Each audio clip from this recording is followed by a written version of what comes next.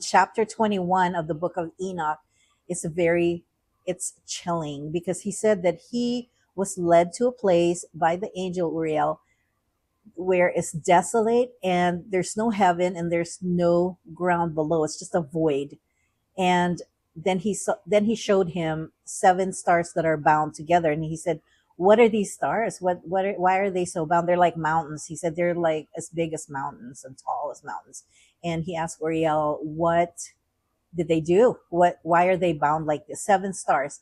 And Uriel said, "Well, they are the ones who disobeyed the commands of God, and so that they're bound here for 10,000 years. They're going to be held captive until 10,000 years have passed, and that's the duration of the time of their punishment."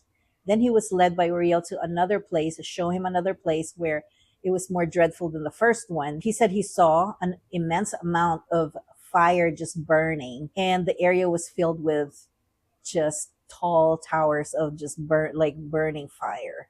Wow. And it's very deep and terrifying in nature. There are heavy chains that was securing it.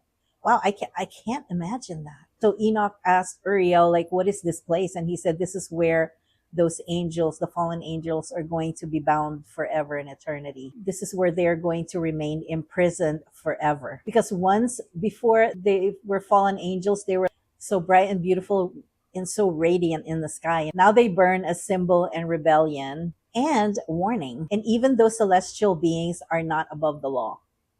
That's so true because God is a fair God. If you sin against God and God disciplines you, it's a fair act because it's just like when your parents are trying to teach you what's right and what's wrong and they discipline you.